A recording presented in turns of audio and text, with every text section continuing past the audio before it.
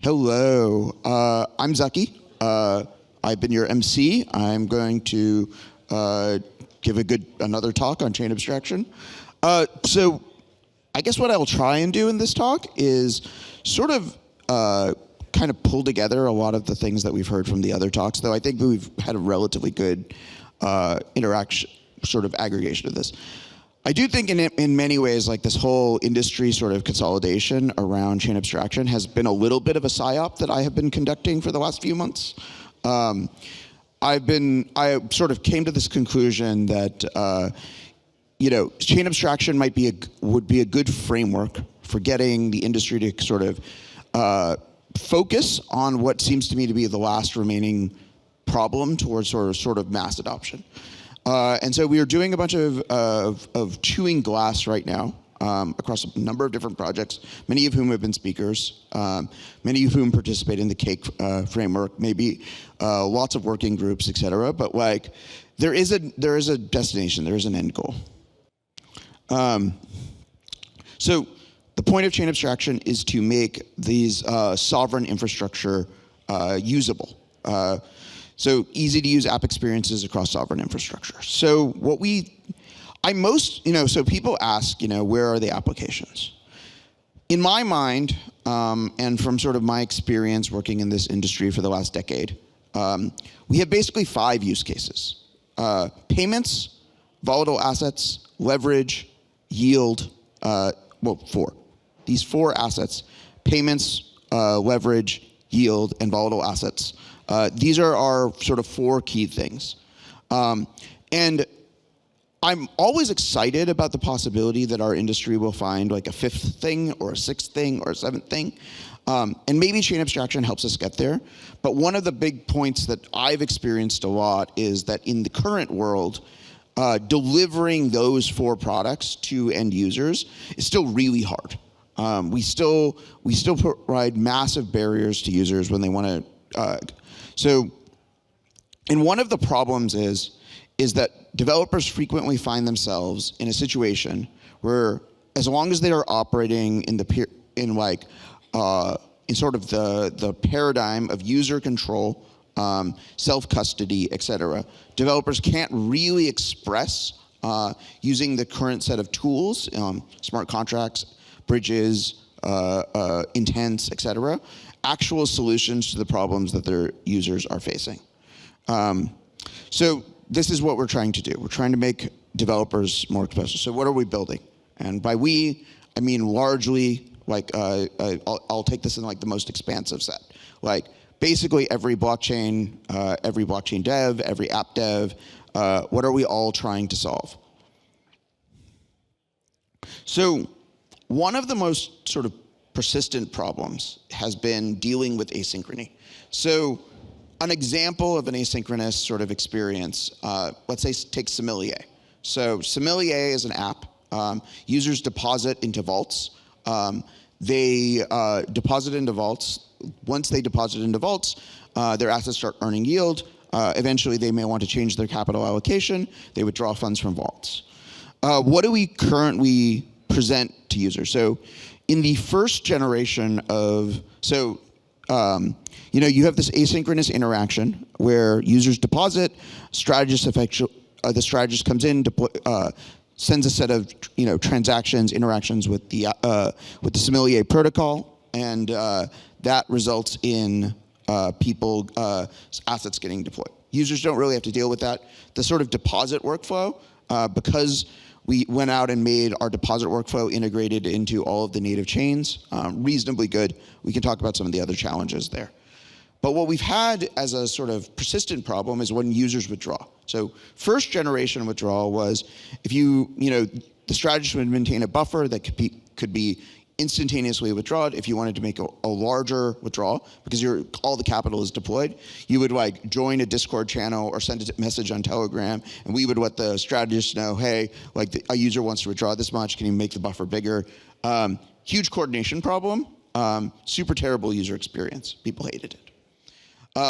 So then we came up with this idea of, hey, like, what if we actually recorded the intent on chain for a user to withdraw? So we actually came up with a simple intents framework, and we deployed it. then users have this simple intents framework.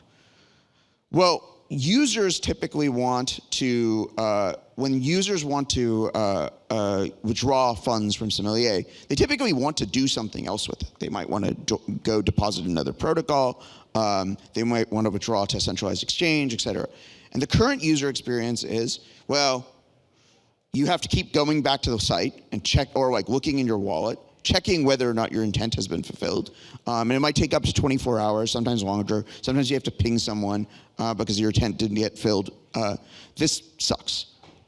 We do not really have today a solution across the entire space for, this thing, this intent, this transaction, this thing took, X number of hours to settle. And now we want to do step 2, step 3, step 4 of a user's workflow without the user coming back in and having to interact with the chain again.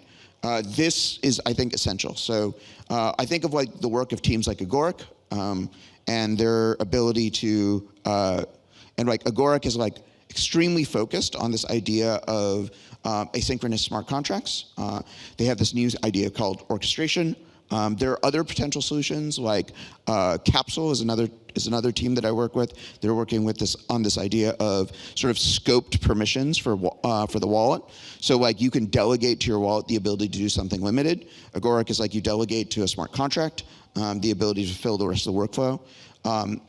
In Cosmos, we've had a very limited version of this called packet forward middleware, and honestly, it's like really nice. There's a huge difference between it takes 20 minutes to wait for Ethereum finality, but it's a huge difference if you want to bridge from ETH and then swap, to be able to sign one message and then have your bridge and swap take place, and then you don't have to look at your computer again, your swap got executed. But it doesn't really help you when you want to do something more complicated than a swap. So yes, we have this problem pervasively. And I think one of the big efforts of the chain abstraction group is to solve this. So another problem is coordination. So we have this problem of making credible commitments across multiple chains. Blockchains are super good at making credible commitments inside of one chain. Something like pump.fun couldn't exist without this. Basically, it's the ability to make a credible commitment that a user will the proceeds from the initial sale of the tokens will go into a bonding or into a liquidity pool, and the LP tokens will be burned. Super great, but we can really only do that across one chain. When we want to do we want to do all of these other kinds of credible commitments, it gets a lot harder. So what we're seeing is protocols like Near. Near has this chain signature concept, which is basically sort of embedding a custody function accessible to the smart contract platform within the chain itself. That sort of enables you to have wallets that can make credible commitments. Frontier is working on this protocol called One Balance. Same idea, wallets that can make credible commitments. Cross-chain state proofs seem to be getting better and better on a regular basis. And again, provides a mechanism for making credible commitments. Routing, I mentioned that the Sommelier deposit flow was designed to be pretty good. You can think of it as an early form of chain abstraction because while we have an app chain and sovereign infrastructure underneath, the user interface that we provide is an Ethereum smart contract or an EVM smart contract across a number of L2s. So you don't have this experience of bridging or anything involved. But one thing that's genuinely still terrible is expecting the user to route their interactions. And I think teams like Jumper are doing a good job of improving this, but there's still huge gaps in sort of the overall crypto ecosystem across basically routing users to apps and to interactions. So you have money on Coinbase, you have money on a number of chains, you have a portfolio of financial assets. You want to transform that portfolio of financial assets in a way that you own an NFT, or you deposit into a protocol, or you buy a meme coin, or anything else that, or you help pay for dinner. It continues to be shocking to me, and it does seem to be one of the biggest usability challenges of the industry, that we are still in this place where it is really, really hard to route users across. So like simple, easy to use routing APIs, I think are probably a thing that will emerge out of the work that like Socket and Jumper and Across are all doing, so that application developers don't have to think about this, don't have to invent their own systems to make this possible. Another problem is custody. So when you're a user and you have assets across multiple chains, you end up having like this proliferation of wallets, right? You sit there and you go, I have like 15 this like standard screen that everybody sees where they're like, oh, I have like 15 different wallets. I have a wallet to interact with Solana. I have a wallet to interact with ETH. I have a wallet to, and I have to I have my own, they all have their own mnemonics and key storage and ledger apps. This again is profoundly user unfriendly. I saw that Coinbase made an announcement recently of a sort of new omni-chain wallet standard. I haven't checked it out. It sounds really cool. We also have things like Capsule and Privy that are providing like a single MPC backend that can support a variety of different chains and custody. I'm really bullish on also just like embedding agents in the custody infrastructure. So things that whether or not it's an agent that tells you you're about to do something really risky and dangerous with your assets, whether it's an agent that can like advance like an asynchronous workflow for you, but ultimately we want users to have sort of one custody system that they can sort of go wherever they go, rather than having to sort of spin up a new custody infrastructure every single time. It's like you join a new infrastructure, you have to like learn how multi-sigs work, you have to learn how Ledger works, it's like, as a person who like uses a lot of different infrastructures and like a lot of different ecosystems, this is a huge form of like brain damage. So what are the other sort of big pieces? So incentives and governance. One of the most powerful things that we do in cryptocurrency is like pay people to use our apps. We pay people to provide liquidity. We like this ability to distribute incentives at scale is one of the most powerful things about cryptocurrency. It's also one of the most painful things to do to deploy across many or multiple chains. Right now, there's like a series of multi-sigs that are frequently necessary, or you have a points program. It's a really painful process, like just deploying all of these moving pieces, super difficult, super hard for application developers.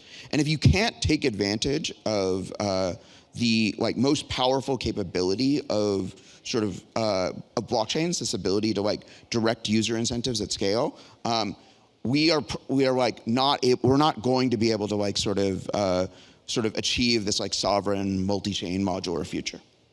So what does this look like when we bring it all together? So in my mind, what the future would look like when we sort of achieve our sort of modular, like chain abstracted apotheosis. Yes, like sort of the perfect chain abstracted world. Users have a single system for managing keys.